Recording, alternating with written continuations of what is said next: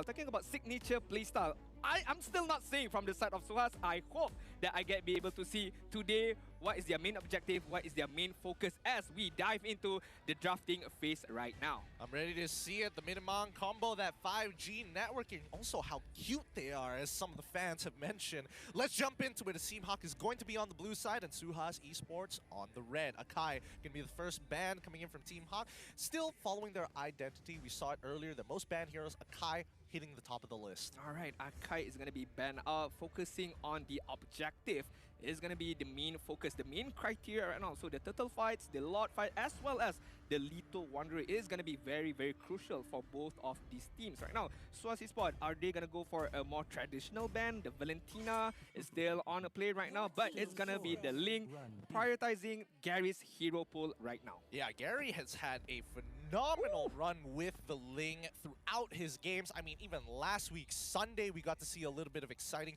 Honestly, it was very close to getting the best plays. Personally, for me, I do think he is an extremely skilled jungler, and he's gaining more experience after MSE. I feel like he realizes that there's a higher ceiling and how much further he could go internationally, not just locally. Yeah, I hope he does continue to push further in terms of potential, like he has that ability to push further, to go forward even more. But right now, going back to the draft, Tamus is going to be the second ban. I feel like this is another respect ban for City Norsana. One of the most, not the most, I would say, upcoming talented EXP laner out there, especially on the Tamus. Personally, I've seen him using this 1v4, 1v3. It's not a problem for him. Well, I don't know. Personally, for me, when I see bans going towards the EXP lane side, usually it's either situational matchups. I'm interested to see whether Team HAQ is also going to get rid of Esmeralda. That might open up things like Masha, for an example, but it really will show how deep City Norsana's pockets are when it comes down to his hero pool. Now, SUHAZ have priority. They're going to be banning out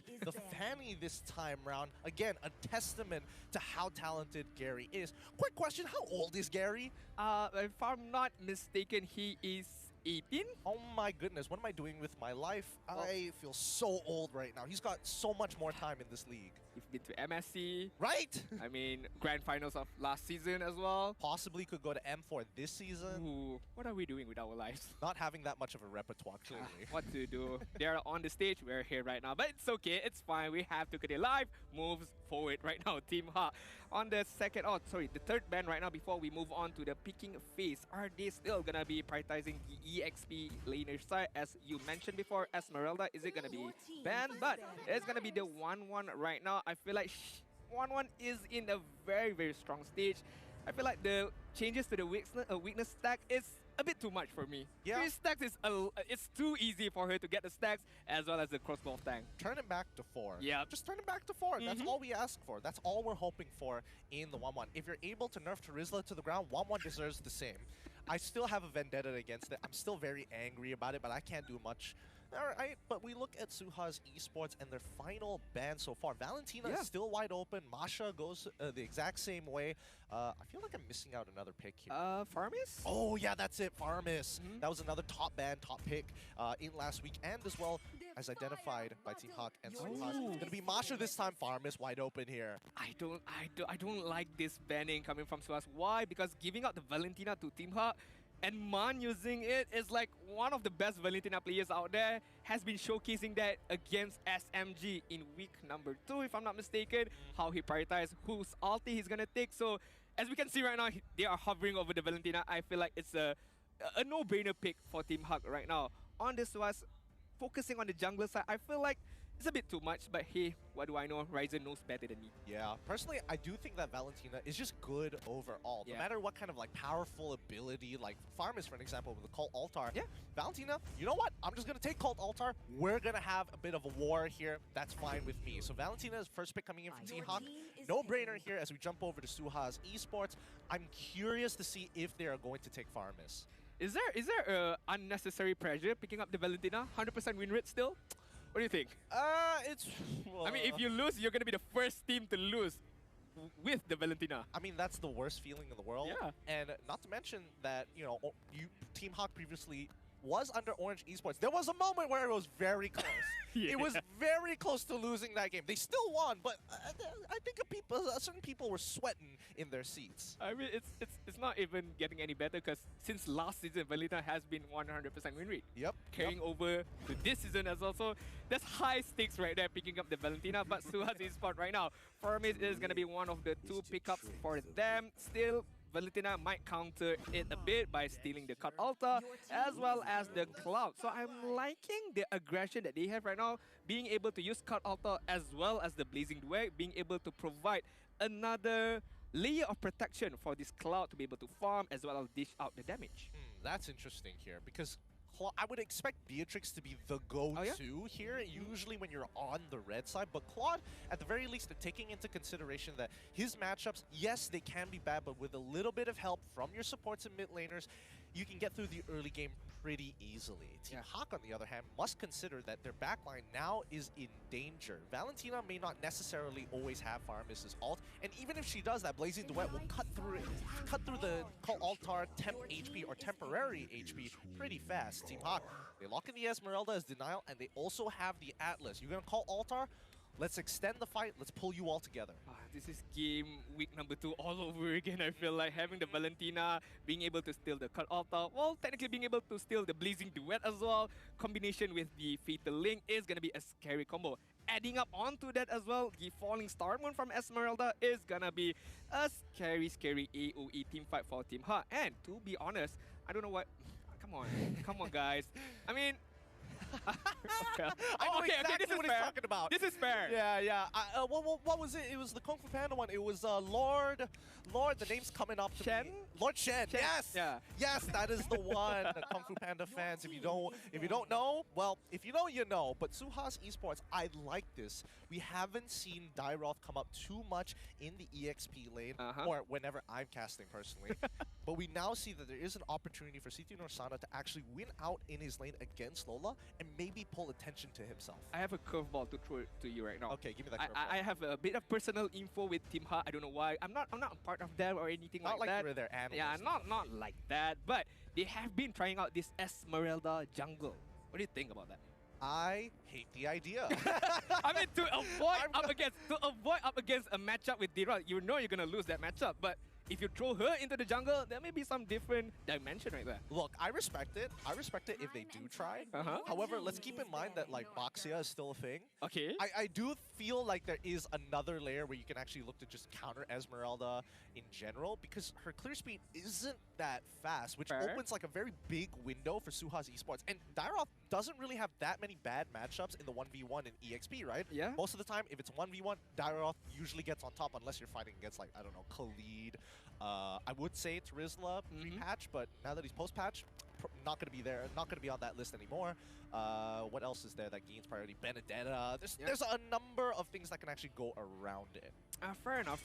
We have to see, because I do have this little iffy feeling that they're gonna pull the Esmeralda jungle. I don't know why. Again, not that I'm their analyst or anything like that, but we have to see later on. The DG is gonna be banned out, a very smart ban from them, because the Purify is gonna purify the Fatal Link, as well as if they steal some kind of form of CC, the Falling Star Moon as well is gonna be purified by the DG right now. SUHAZ Esports banning out the Beatrix is good ban as well. You know, the priority picks for the Marksman side is always going to be Cloud, Beatrix. If both are going to be banned, it's either going to be something like Iritel or even carry Brody as well. So you know the matchup right now. So standard ban from SUHAZ Esports. I think, you know, getting rid of Beatrix just because Panda's most played hero as of right now is the Beatrix. So I can respect that. SUHAZ Esports going to limit down on that jungle role. They're still thinking that this Esmeralda, I'm taking the assumption that the Esmeralda is going into the jungle. Okay. So they're limiting down the possibilities.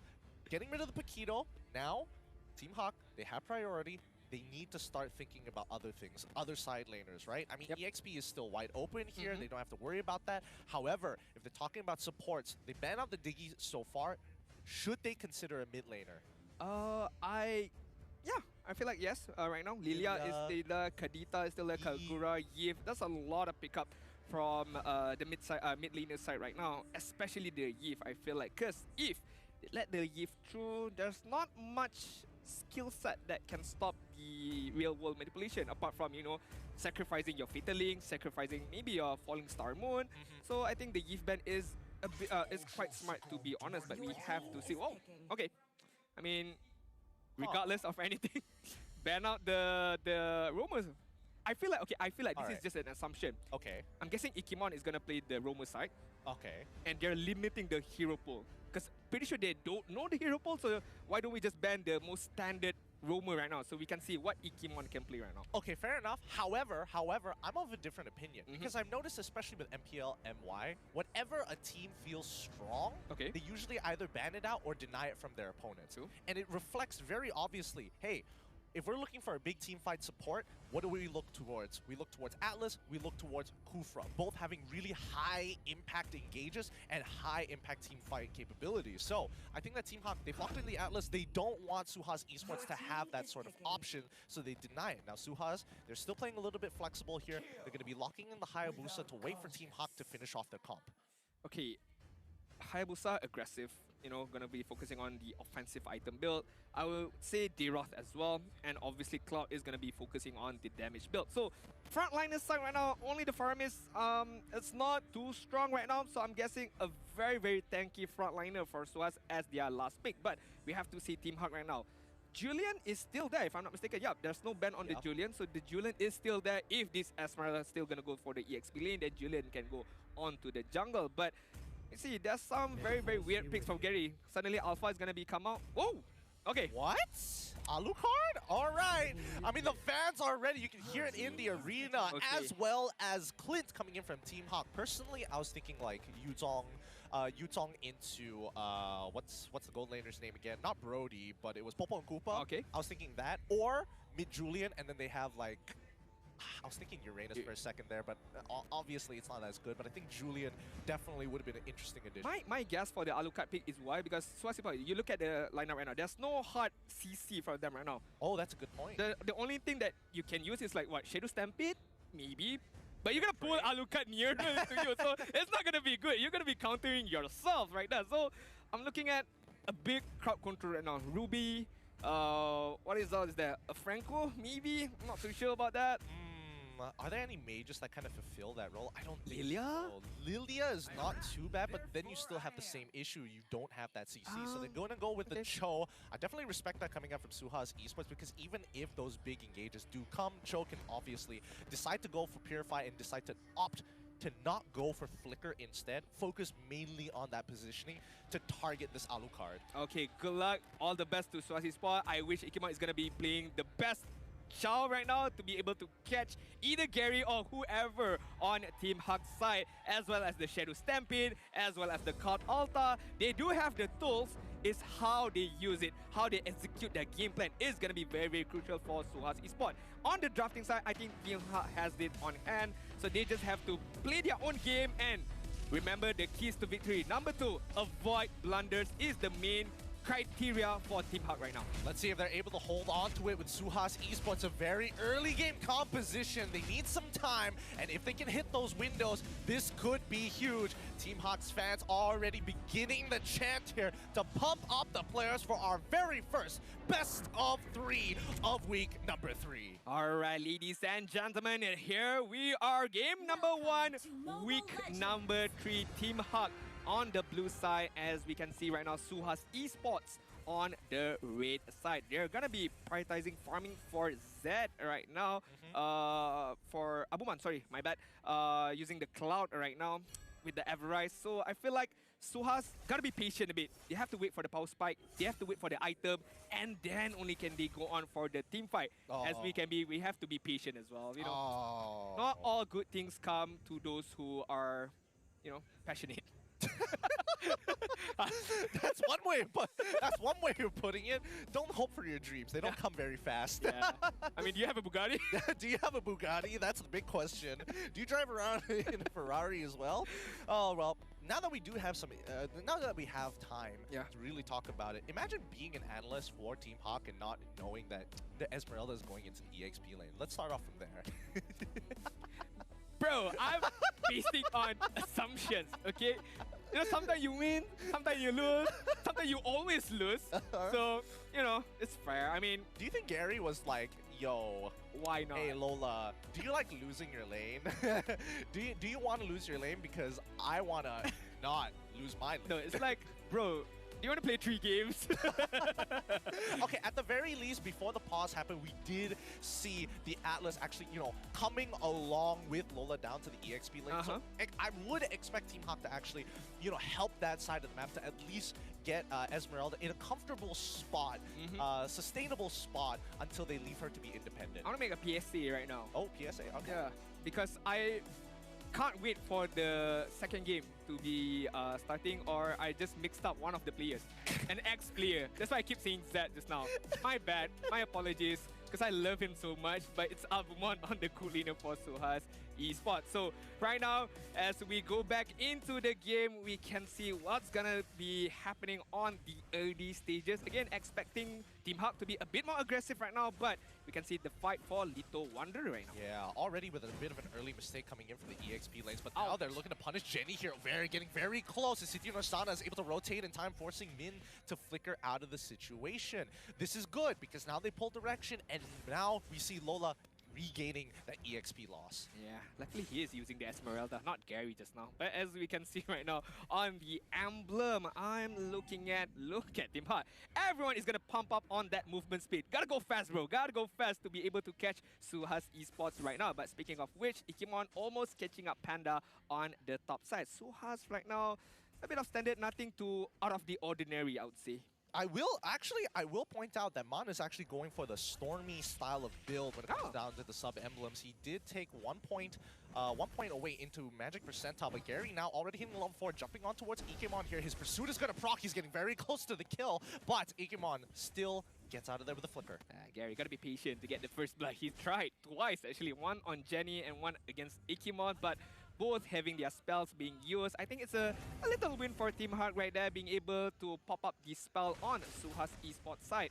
And as we can see right now on the 2-minute mark, nothing much is going on. Both of the teams, SUHAZ is going to be focused farming right now. City Norsana, we've been talking about the Dayroth matchup. I feel like it's about 50-50 right now for EXP lane side. Yep, considering what happened in the river, this might... Oh, Min, is he in trouble? Nope, Mon is able to protect him, but now it's going to be the OK Shadow kill on towards as the Cult Altar procs, protecting Min just in time, and the Lord is going to be fight as Dairoth unfortunately loses his Cult Altar. The Alucard has found his way in and will continue to press the advantage, but they've already zoned them off. That means that Team HAQ... Oh, Ikemon, it doesn't make it out! No flicker! It looks like all of Gary's efforts was worth it earlier in the game. Finally being able to get that first blood as well as the first turtle. So objective is going to be secured for Team HAQ, and we can see on the goal side right now 1.1k gold lead for Team HAQ, winning that small scrimmage on the turtle side. But SUHAZ still have much power spike they can have, as well as Ikemon being able to rotate very well, but again, it's what he does with the rotation is what matters the most. It's about the impact here. And honestly, considering how Gary is, he's not holding back on that ult, right? Most people would like to think, hey, you wait on Alucard to pick up that ult, to pick up those big kills at the very end when they get low. But no, Gary's using them to actually blow out these battle spells real quick. I really thought that scrimmage was going to escalate a little bit more, but I think SUHAZ made a smart choice as to back off. Same goes with Team HAQ. Turtle is coming up in about 50 seconds. They need to make sure they have all their resources. Yeah, the trigger discipline from Lola, not using the falling stammer, but right now, Ikemon. Yep, they find him, and Ikemon unfortunately can't do anything. He has his flicker just in time.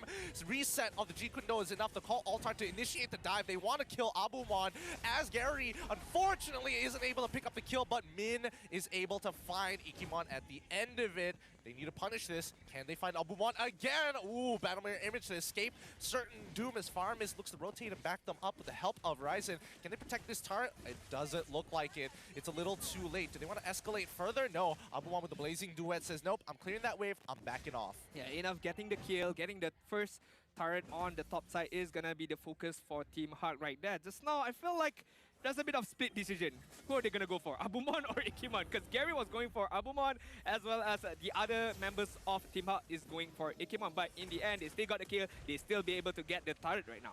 Oh, the perfect match almost connecting as Ryzen is trying to bait something out of THQ. They back away knowing that the turtle is currently up and every member is here ready to fight except for Abumon. He won't be joining this fight and I think SUHAZ Esports will relieve the turtle to Team HAQ at a one-man disadvantage. It's only been 5 minutes right now, Gideon, but I feel like this snowball capability of Team HAQ is getting much more bigger right now. But SUHAZ still trying their best to hold this particular game, but it's not gonna good look for City nor Sana right now. Yep, he gets, fortunately can't do much about it. He's trying to get the kill onto Min, but it's a little too late as Mon and Panda just gun him down. He probably should have waited a little bit longer before he revealed himself from the brush. Hey bro, come on, that's a big octopus right there. You know, a big squid coming at you. What can you do, bro? What can you do? You wait until the perfect match is about to connect, then you look for the dash, and then hope and pray that you can get out of there. But again, he doesn't have his flicker as well, so there's not a lot of options. But you can just hope and pray. Bro, looking in at the gold ranker right now, 4 of the members of Team HAQ right now is gonna hold that 1, 2, 4, and 5th spot right now. Only Abumon on SUHAZ Esports is gonna be up in those gold ranking. It's not looking good for SUHAZ Esports, but it's not over yet. They still have the potential to turn this thing around. Ikimon needs to be able to find that Jikundo as well as the Way of the Dragon, maybe catching out Panda, maybe catching out the Valentina, and there needs to be a follow-up from Razin, from Abumon. Right now, I'm not seeing those movement, I'm not seeing those matchup or pick-off from SUHAZ Esports. We're not seeing it just yet, and I think that SUHAZ Esports recognize that they're not strong enough. I would think that SUHAZ Esports will need to play a little bit more skirmishy, right? They need to protect this mid lane turret, and if Team HAQ is able to crack this open, they get to walk into the jungle for free. Abumon, he's get chunked down for one third of his HP. His Mon is setting up here, trying to get some information. He sees Ikimon and backs away. Yeah, looking at Team HAQ, they can go aggressive, they can go defensive because they have both of these big ultimates from the Cut Altar as well as the Fatal Link. If they want to go, they can. If they want to wait it out, they also can. It doesn't matter for Team HAQ right now. All they need to do is just hold on to this lead and increase it further right now. Yep, they find the Fatal Links. They find one kill. Jenny is the next to fall. The Cult Altar, unfortunately, being stolen away as THQ continue to press the advantage, break open the mid-tier 1, and the snowball going perfectly. Falling Star Moon from Lola is going to chunk out Rising. The Cult Altar is going to protect his Ikimon, makes the play with the Way of the Dragon. Panda ends up getting shut down by Faramis, and SUHAZ Esports take one back. Yeah, that is the catch-up we needed to see from SUHAZ Esports. How Ikimon using the Flicker as well as the Way of the Dragon. A bit of a very good catch-up, but right now, another scrimmage. Blazing Duet already being used as Nisitino Sana able to find the Abyssal Strike Ryzen. So very low, able to get out of the situation. But Gary, he's stuck in too deep, gets hit by the Way of the Dragon, and a finish off by Jenny. SUHAZ Esports find the kills back. Team HAQ, gotta remember, avoid blunders is the main objective right now. And as we can see, slowly, bit by bit, mistakes being made, and SUHAZ Esports craving against this gold league right now, decreasing it a bit by bit. But as we focus on the itemization right now, we're looking at Abumon having the Demon Hunter Sword, the Golden Staff, without any death yet is very good for him, being able to increase or achieving the power spike. We're looking at Deroth, focusing on the War Axe as well as the Dominance Eye. So a bit of offensive, a bit of defensive. Whereas Gary, 111 KDA, have a lot of time to farm, have a lot of time to be able to farm up his jungle as well as getting the buffs. I feel like a bit of, you know, expecting more items, I would say.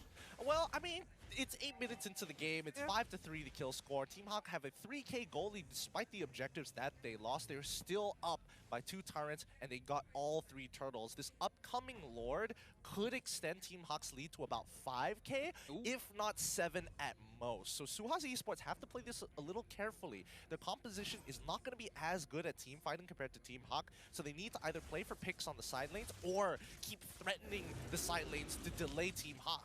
Yeah, it's getting scary right now because Abumon is gonna achieve his power spike later on, and when he does, that Blazing Duet is gonna deal a huge amount of damage. Not to forget to mention the Ogi Shadow Kill, but right now Jenny is gonna go in, but not being able to catch anyone. The Conceal is gonna be used right now. Yep, do they want to go in? Rise is trying to threaten here as once the Dire Alpha is all the call. Altar comes out at the same time as Abumon walks away from the situation. Lola chases him down. Fatal Links is going to be more than enough, and that's going to be a double kill as nobody is able to touch Panda. Ryzen trying to run away, a triple for Panda. Ikimon still going, but it's going to be a maniac for Panda. Wow, wow, wow. What a clean fight from Team HAQ just now. Both of them going at it, one and another. The Fatal Link from main was on point, but the Card Altar from Jenny being able to prolong the team fight, but for what cost? At what cost? Because Team HAQ has the same set of skill. They have their own Card Altar as well. They can also prolong the team fight, and they were the victors of that particular team fight. Yeah, Clint is particularly good in fights with very narrow passageways, because when his passive comes off, he's able to hit multiple targets at once. It kind of like pierces through them. So that call Altar, as much as you want to sit in that backline, you're still going to get chunked out. And Panda, currently 7-1-2, is looking mighty strong. Mighty strong, mighty rich right now. I feel like he can buy his own Bugatti right now. I wonder what color he is. But gold per minute for Panda as of now, as of today, looking at 711. I feel like he's gonna bump it up even more if Team HAQ be able to get this win. Yep, now they're looking to open up these inhibitors. This is going to be a big win for THQ. If they crack it open, they crack the mid one open. Can they get the top tier one? As Lola jumps in, he wants to buy that little bit of time and create that space, and that's 2 inhibitors so far for Team HAQ. This is looking really great for them. They don't have to push anymore. In 2 minutes, the next Luminous Lord will come. Yeah, almost reaching that 10k good lead. And for me personally, I feel like if your opponent be able to create that much of a gap, I feel like it's very hard for you to be able to come back. It requires a lot of perfection execution from them, from SUHAZ Esports. And right now, we don't see much of it. Looking at the damage on the top 3 is on the Team HAQ side. Mid fighting the Fatal Links going forward, and the combo is clean. Mon jumps in to clean them up. As the backline gets attacked by the Blazing Duet, Abumon finds one for himself, but it's too late. The double kills from both members, a triple even for Lola to end this game. GG, well played for Team HAQ as they achieve checkmate. Bro, that was control, alternate delete for SUHAZ Esports. Not just once, but twice. I feel like that game was lost because of drafting. I would say, personal opinion, SUHAZ Esports, they tried their best. They tried their hardest. But again, the execution wasn't there. Only one kick was been done by Ikimon. But then, again, the team fight, the execution, the lead. But as we move on right now, the drafting phase for game number 2. Will SUHAZ Esports be able to bounce back in week number 3, game number 2? Right now, SUHAZ Esports is going to have the benefit of the first pick, and the first ban is going to be the Masha, right? Let's see how Team HAQ is going to change things up, right? Are they going to have different priorities being on the red side, or is SUHAZ Esports really going to ask the questions? Because I've noticed a lot of the time that teams that aren't sure where they want to go with the draft, when they are on the red side, they're looking to ban those big picks. But then when they go over to those to the blue side, they still do the same thing. They ban out the Valentina for themselves, when honestly that should be a question for Team HAQ, and you should be looking for Wanwan if you want to open that option. There you go. As you mentioned before, Valentina is going to be banned out from Team HAQ on being able to use this particular hero. 100% win rate is super strong. SUHAZ Esports right now, they have the benefit of first pick, so they can prioritize maybe 1-1. What else is there? Farmis, if they want to go for it as well. I think Farmis is a good ban. Beatrix as well. They can prioritize for Beatrix, what I mean. I think they should hold on to that ban until Team HAQ reveal what they want to do. Because again, SUHAZ Esports is the first to ban here. They could ban out 1-1 at the very end and then look to first pick Farmis. Yeah. Unless Team HAQ don't ban it in the second round. But looking at the camera right now, Ling is going to be prioritized, and Ling is going to be banned out for game number 2. So Gary, I feel like I have to give a personal message to him. You're not going to get your Gary. I mean, you're not going to get your Lings, your Fanny, I would say. Maybe try for M4. Maybe you will be able to get there. Maybe some international team will let you play that hero. But in Malaysia, I don't think so. Hey, I don't know. When I looked at MSC, like the number of jungle bans that came out, like I mean, we know what happened in that year. So there is respect and prestige that Gary is getting throughout the international scene. But for now, let's focus on the locals. Let's see if they even qualify for it here. It's Team HAQ on the second ban. They're looking to get rid of the Thamuz. So I like where Team HAQ's head is right now. Instead of saying, let's narrow down these OP must-pick, must-ban heroes, but instead actually opening it up. Because on the red side, you get those 2 picks. SUHAZ, they only get 1. I feel like going back to what you say, I feel like Team HAQ is asking this question right now. Are you going to ban out the 1-1? If you're not going to ban it out, are you going to pick it? If you're not, we're going to pick it for ourselves. Are you going to ban out the Julian? Are you going to ban out the Beatrix right now? So supposedly SUHAZ is supposed to ask the question as the first pick, but right now Team HAQ is playing a bit of a mental game for them. Yeah, I think, you know, these are just generally good bans. Is it a must-pick, must-ban situation? Not just yet. The Valentina, definitely understandable. The Masha, it depends on what team. But SUHAZ here, do they want to let Ling go? Do they want to... Sorry, not Ling. Do they want 1-1 or Farmis? There we go. Farmis gets banned out here. Team HAQ, are they going to leave 1-1? 1-1, Fanny's still there. That's the thing. And Gary played Alucard the last game. I feel like he got his moment. So he's probably looking at his coach just like, come on, give me Fanny. Yeah. Like, screw Lola. He doesn't need to play. He doesn't need a good matchup. We helped him out. He can still win. He can still win. We just send Min there again. Yeah. Like, come on, just give it to me. Why not? So I feel like opening up the 1-1, opening up the Fanny would be good right now. So you oppose the question or you throw the question to SUHAZ right now. For Fanny or 1, which one are you going to pick? And I feel like that is the main strategy right now because we see right there, Akai is being hovered. Akai is going to be banned out from Team HAQ. I feel like just press it. Come on, you know you want to. Come on. I feel bad for Lola, to be honest with you. I feel like that's because EXP laners are abused in pro play. They're like, oh, you have a bad matchup? Too bad. Everybody else gets priority except for you. Good luck. Good luck. Enjoy your boring matchup or something like that. And imagine if they lose, they're going to blame you on yeah, exactly. It's like, why didn't we have side lane pressure? Like, I feel that happens all the time as an EXP laner, and it's such like, it doesn't feel as good as it used to be. But SUHAZ Esports actually taking the Fanny this time round. 3 picks, despite it being banned out 37 times throughout the league so far with a 100% win rate. SUHAZ here. Let's see if they can etch out a win against Team HAQ. I talked with Gary. I feel like, was it 2 days ago or 3 days ago? He complains about not being able to get the Fanny. The Fanny is there, but still not on his side. Again, like I say, Gary, stay longer. I would say stay longer. Maybe stay strong a bit. Try to qualify for M4 again.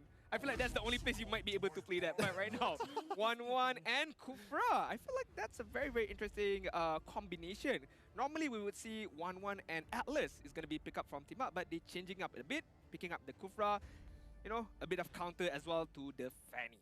Yeah, they just want space denial. The bouncing ball is really, really good because it forces SUHAZ to think of different angles to get in on a fight. And I think that's extremely important for Razin here because if he goes in straight forward, the bouncing ball is going to deny him that space. But if he looks to kind of play around the angles, that might buy a little bit more time for Team HAQ to either engage or disengage. But now we see the Beatrix getting picked in. Let's see what the last is going to be to finish up this first phase. It's going to be, ooh, Lolita. Very interesting. I was expecting they're gonna pick up the Phoveus as one of the 2 pickup, Beatrix and Phoveus, but maybe not wanting to show their EXP lane side is gonna be the main prioritization. We know that Phoveus is a good counter, I would say. Not the best counter, but a good counter to 1-1 because the Demonic Force can sometimes miss the damage if 1-1 times it very, very well in terms of her jumping ability. So we shall see. Are they gonna still pick up the Phoveus or Team HAQ is gonna deny that pickup right now? The pickup phase for Team HAQ. Mid lane is still there. Jungler is still there. Julian is still there. A lot of heroes. Yip is also still there. Okay, I mean, they're hovering over to Paquito here. I think that's a good option for Team HAQ, and they're probably going to look to ban out the Phoveus more likely now that there are 2 people who can actually trigger that. SUHAZ Esports. Currently, we have their support locked in, gold laner, as well as jungler. So EXP and mid laner are the 2 options that they want. Team HAQ. See? What the heck, man? mentioned. Gary can't even commit to. You can see him like chuckle a little bit on the side. Bro, I'm dying over here, please. I need my fatty dose, please. Please, man. Please. I'm itching all over here, man. I can use that steel cable, bro. Come on. He's addicted to steel cable. Just addicted to it right now. But yeah, I feel like the Phobius ban is very, very smart right now. As you mentioned, there are 2 heroes that can activate those demonic force, and as we can see, Phobius is gonna be banned out. SUHAZ Esports, for mage side, is Yiv good over here right now? Because she can be cancelled by one Tyrant's Revenge or Tyrant's Rage from Kufra. So I feel like picking up a more mobile mage, I would say, Lilia, maybe? Actually, I would agree with Lilia here. Team HAQ, however, have the option because if wait, no, wow. the Lolita has already been locked in, but Lilia, yeah, definitely something they should consider. But SUHAZ Esports looks to ban out the Lilia for themselves. Bro, I was talking about picking it up, not banning it out. But maybe they're afraid of the, not card control, but I would say the burst, as well as how Lilia can slow down the composition. Maybe. Because I feel like there's no reason for them to ban I would it out. say, like, yeah, I would make an argument that Xavier probably does that better than Lilia if you're trying to, like, slow the back line from actually joining up on the engage. I agree with you here that it's a bit weird that it's coming out of SUHAZ Esports. I would assume that they want to pick it up for themselves. Yeah. But Team HAQ, again, very good option here. Getting rid of the Sicilian, very understandable. I feel like SUHAZ is leaning more towards picking up the Yves to try and outrange the 1-1. Oh, fair enough. I feel like the zoning capability of Yiv forcing the 1-1 not to be able to go onto the team fight could be one of their main criteria right now. In combination with Numenon Blast, could be a very, very good combo as well. But right now, Team HAQ have to pick up another hero for their side. Julian EXP? I think Julian is just good here as a mid laner or even as an EXP laner, just because you'd have a secondary way to stop a potential Yves coming out from SUHAZ Esports. This is all based on the assumption that SUHAZ does want to get an artillery mage. I still have this question though. Does Falling Star Moon cancel out real world manipulation? No, it doesn't. It doesn't, right? No, it does not. It's just like, oh, okay. That's a bit of a damage. Oh, you know what? You just take Okay, me. why not? You know what? Why not? You pick it for yourself right now. But Red side benefits. yeah, but right now SUHAZ Esports have the benefit of getting the Julian. Yeah, I do like the Julian here. I'm thinking about it. You don't like it right now? Maybe it might not be such a good option because I'm thinking about who does Julian want to catch, and if you're looking to catch someone, how often will they just be able to get away with it, right? Oh. Because if you're getting Julian, the only person you're gonna get some value is Yves, and that's about it. Yeah, I mean, then again, Fanny can do the same job as well. Just steal cable in, just the cut through immediately, and just forces out Yves out of the team fight.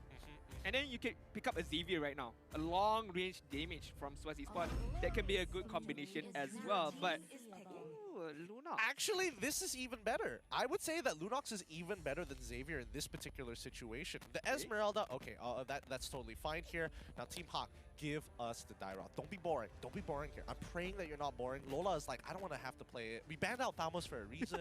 Don't give me Uranus again. Like, that it sucks. I'm not saying that Uranus as a hero sucks. It's just really boring to watch. Give him something interesting. Yeah. Yuzong, Dairoth, Yes. Terizla. No matter what, if I'm talking about EXP, I'm just gonna throw Terizla in there. I mean, it's a no-brainer. I would say Dairoth is such a good hero up against Esmeralda. Another hero I would say is Khalid as well. Can give out a good amount of damage against Esmeralda. Yeah. Called it. I respect it, Lola. He ain't Called it. boring. He's like, you guys have watched Too much. many. Yeah, too many Dairoth versus Esmeralda matchups. I'm gonna make it interesting. Yeah, picking up the Khalid right now. I hope he goes on a full damage build up against this Esmeralda and just try his best to out-damage Esmeralda later on. But City Norsana is very, very good in terms of kiting, in terms of prolonging the team fight. So it's going to be a very, very interesting matchup on the EXP lane side. But having the Fanny as well, having the mobility from Razin, being able to go onto the back line, go onto the Yip, Team HAQ gotta be careful in terms of when they're gonna open up the team fight, when are they gonna open up all these big particular skills. Yep, I mean, now that SUHAZ is going to be playing for those bigger team fights, they're looking for a composition that scales to that late game to bring it toe-to-toe against Team HAQ, who, again, they want a team fight. However, they've got a little bit of spice, a little bit of flair. Potential outplays are so very high on both of these teams. Who is going to be sitting up on top as we jump into game number 2? Game number 2, week number 3 for SUHAZ Esports as well as Team HAQ right now. The score is 1 for Team HAQ, 0 to SUHAZ Esports. Are they be able to force us into game number 3? We shall see now. As we can see, oh, Razin is gonna get his purple buff without any particular disturbance from Min. Yeah, he does. Again, I think that it's a good idea that they try and defend this for the side of SUHAZ Esports, because Jenny, unfortunately, on the Lunox can't outpush a Yves, so he's not going to have as much priority, and you don't want Lunox to miss EXP or gold anytime soon. CT Norsana, this is, I mean, it sucks to be in this lane. Yeah, I mean, he did have a good time on the first game. Yeah. So right now on the bad side of the EXP lane side, it's just fair right now for the EXP lane. As you can see, the battle of the Little Wanderer is going to be won by SUHAZ Esports. Is what they need right now. Every single little advantage they need to be able to hold on to that particular lead. As we can see on the emblem right now, a lot of mobility from Team HAQ again, as well as penetration, regardless, magical penetration or the physical penetration. I like it a lot because the damage is going to be very, very strong on Team HAQ's side. Yep, I love it. I love it. Panda decides to go for attack speed because you don't need movement speed when you are playing a 1-1. Just more attack speed, cover that distance as soon as possible. I will say that Team HAQ is putting a lot of emphasis on the gold lane here, right? Because they don't want 1-1 to accidentally take a bad trade against Beatrix, who's naturally strong early. But here we go, the first engagement as Lola unfortunately holding on with a quicksand guard as he gets saved by Gary. Can he get that first blood? No, they do not finish it off. Lola, unfortunately, doesn't use his execute as Gary pushes them away. But you can see both teams making the same movements. So close. It's like game number 1. Gary got to hold back from the first blood again right now. If Lola had that Raging Sandstorm, I'm pretty sure he's going to use it immediately, catching out Razin as well as CT Norsana. But unfortunately, no blood was taken on that scrimmage on top side. Panda right now taking a bit of amount of damage against Abumon. Yep, as they contest, the rest of the team contests for this turtle here. They're going to be jumping in. Gary takes it away, but the steel cables do the work as the Brilliance gets popped. First blood already there as CT Norsana, unfortunately, is a little too strong. Team HAQ take an even trade 3 for 2. Can they get a double? And yes, they do. It's looking good, but Team HAQ still come up on top. Bro, even Stevens, I would say. Yeah, I feel like SUHAZ getting those 3 kills against Team HAQ, but Team HAQ getting the turtle as well as the double kill. And I feel like Man just now, it's like, bro, no one's gonna stop my real world manipulation. I'm just gonna try to use my best. But the damage from Jenny, even though it's early game, it's fairly strong. So on the later stage, if she can get her penetration item, the lightning truncheon, the clock of destiny, I feel like he's gonna be a force to be reckoned with. Absolutely. I think Lunox is just one of those heroes that are... I can't master. Wait, you can didn't ask, but okay. I don't know which is light, which is dark. I'm colorblind. I'm Lafel 2.0. You're Lafel 2.0 straight away. Man, it must be really hard playing against No Yi, right? You just can't tell which is yin, which is yang. You just walk into it and all of a sudden the reaction happens. Oh. But Min finds the initial catch. But Ikemon able to flicker out of there just in time. Gary, what? What was that angle? Why did that not connect as Lola runs away? The steel cables on pursuit as Ryzen finds his kill on the opposite side of the map.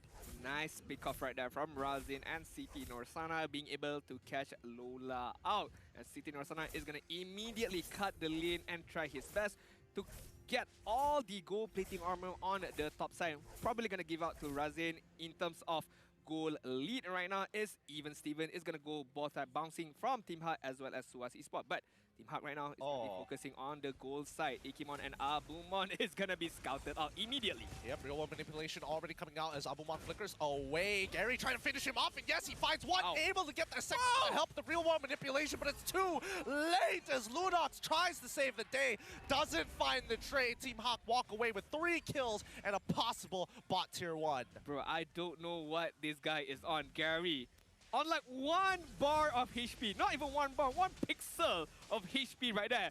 just one damage might be able to take him off. But again, being able to understand how much damage he can take, how much damage he can deal with, as well as the security from the real world manipulation was very, very nicely done by Team HAQ. But the turtle side right now is gonna be begin, or it's gonna be... No, it's uncontested. Oh, but why are they not focusing? I feel like they are afraid of rotation might be able to come up from Team HAQ. I think they don't have the information just yet. They do find out that Kufra is on the bottom side of the map, but mid lane doesn't have that control. Gary has shown presence there as well. So SUHAZ, they don't commit to this. They go back to just the housekeeping right now because they want to make sure that Abumon is still able to play this game. Now, they're going to regroup here after they cleaned up the lanes. They're going to pull it away as they notice that Team HAQ now take interest in this Lord as... we see Panda, he's rotated from bottom side here. Let's see how this engagement is going to work out. They should have taken the turtle right there just now, I feel like, because when Min was on the bottom side, as well as Gary was just hovering around the middle side, but now it's just too late for SUHAZ ESPORTS to be able to do anything. But yes, they still be able to get the bottom turret right there. Min is gonna find out Ikemon right now. Oh, they actually find him. They initiate the ult, the real world manipulation, but Ikemon already has the flicker, so it was a little pointless at the end of the day, but they want to get out those battle spells. Gary's got a lot of damage, and Ryzen is here to not really save the day, but to show presence here. However, Ikemon with no flicker, that means his Numenon Blast is going to lose a lot of value, so hopefully he finds the right position.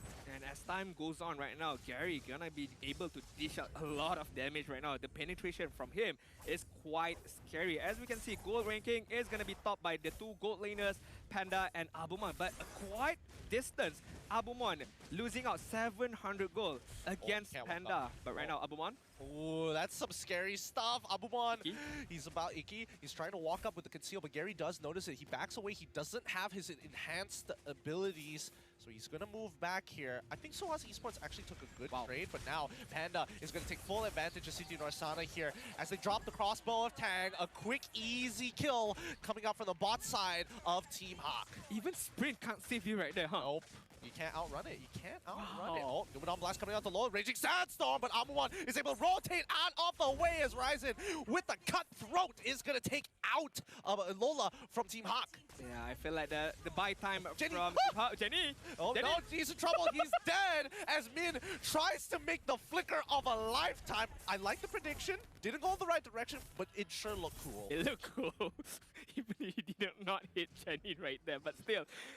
A for effort, I would say. A for effort, because they be able to get the mid turret is very, very crucial in terms of map control, in terms of vision-wise. And looking at the goal lead right now, Team HAQ enjoying a 1.4k goal lead. And again, same story as game number 1.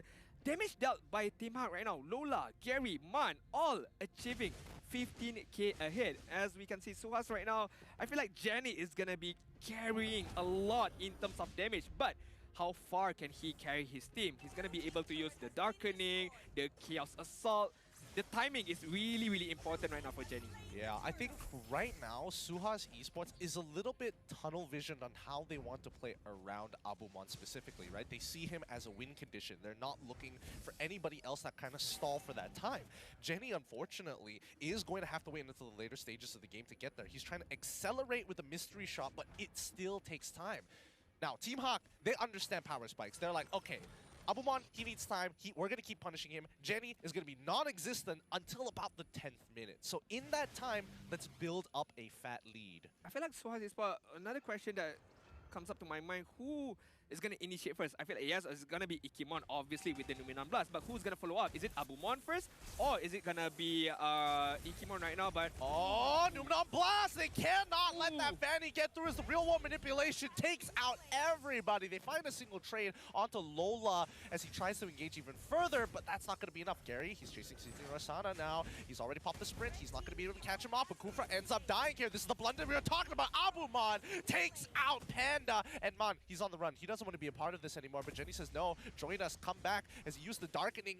Could not close the distance enough against Man. If only, well, he had his flicker, but Man still having the sprint be able to run away. But right now, Gary is going to be quite in trouble. But SUHAZ is just going to ignore Gary, going to get their mid-turret side. So again, as we mentioned, blunder, blunder, blunder. Team HAQ is their worst enemy right now. They had a good lead right there, but one mistake, one out of position, that had been taken away from them, so the goal lead right now is not as much as before. I definitely think Team HAQ overheated there a little bit. Like, they lost Lola and they're like, guys, we're in a man disadvantage. Let's try and even up the score. That didn't work out. I feel like, okay guys, we lost one guy. I mean, the ideal thing we do is back off, but for Team HAQ now, we fight. We fight. We alpha males. We're Chads. We're all collectively just Chad alpha energy.